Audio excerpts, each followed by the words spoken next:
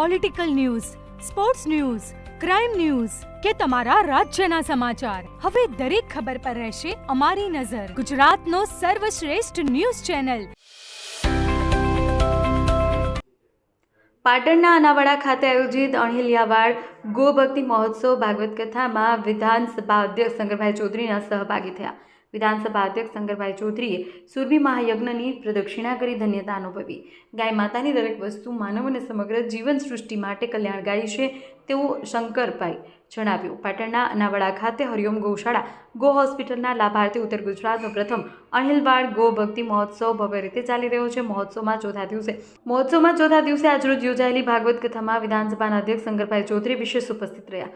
કથામાં પૂજ્યભાઈ શ્રી રમેશભાઈ ઓઝાએ ભાગવતના પારાયણની ભાવિકોને રસપાન કરાવ્યું હતું અને પૂજ્યભાઈ શ્રી રમેશભાઈ ઓઝાએ વ્યાસપીઠ પરથી વિધાનસભા અધ્યક્ષ શંકરભાઈ ચૌધરીને જન્મદિવસના આશીર્વાદ આપ્યા.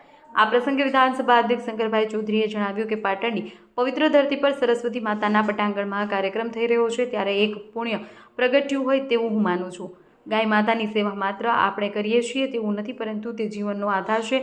માટીનો ખોરાક, ધરતીનો ખોરાક એ ગૌમૂત્ર અને ગૌમાતાનું ઝરણ છે અને વૃક્ષના પાંદડા છે, જેના આધારે માટીની સેહત બને છે. વધુમાં જણાવ્યું, માટી ફળદ્રુપ બનાવવાના કારણે તેમાં તૈયાર થયેલ ફળ, ફૂલ, શાકભાજી બધું માનવ અને જીવ સૃષ્ટિ માટેનો આહાર બને છે. ગાય માતાનું દૂધ માત્ર દૂધ નહીં, પરંતુ દરેક વસ્તુ માનવ અને સમગ્ર જીવ સૃષ્ટિ માટે કલ્યાણકારી છે. ત્યારે આવા સુરભી મહાયજ્ઞનું આયોજન કરી ગૌમાતાના પાલન માટેની જાગૃતતા વધે તે માટેના અભિયાનને અભિનંદન પાઠવું છું. આ પ્રસંગે મહોત્સવમાં સમગ્ર કથાના મુખ્યદાતા ચેતનભાઈ વ્યાસ તથા નરેન્દ્રસિંહ જાડેજા, હુડકોના ચેરમેન કેસી પટેલ, એપીએમસી ચેરમેન સ્નેહલભાઈ પટેલ સહિત મોટી સંખ્યામાં ગૌભક્તો, સંતો, મહંતો, આગેવાનો ઉપસ્થિત રહ્યા. રિપોર્ટર કમલેશ પટેલ, પાટણ.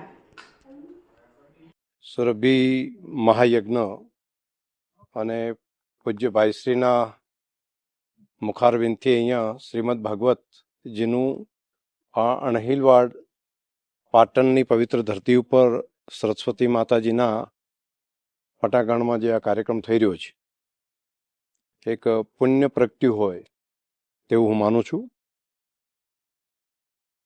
ગાય જીવનનો આધાર છે. ગૌમાતાની સેવા માત્ર ગૌમાતાની સેવા આપણે કરીએ છીએ એવું નહીં, પરંતુ એ જીવનનો આધાર છે. માટીનો ખોરાક, ધરતીનો ખોરાક એ ગૌમૂત્ર અને ગૌમાતાનું ઝરણ છે અને વૃક્ષના પાંદડા છે, જેના આધારે માટીની સેહત બને છે.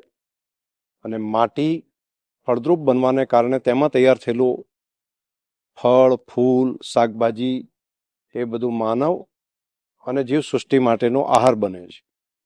એટલે ગાય માતાનું દરેક વસ્તુ, માત્ર દૂધ જ એવું નહીં, તેનું જીવનનું દરેકે દરેક વસ્તુ એ માનવ અને સમગ્ર જીવ સૃષ્ટિ માટે કલ્યાણકારી છે. આવો કલ્યાણ યજ્ઞ, સુરભી મહાયજ્ઞનું આયોજન કરી ગૌ માતાના પાલન માટેની જાગૃતતા વધારે આવે તે માટેના મહાઅભિયાનને હું અભિનંદન આપું છું.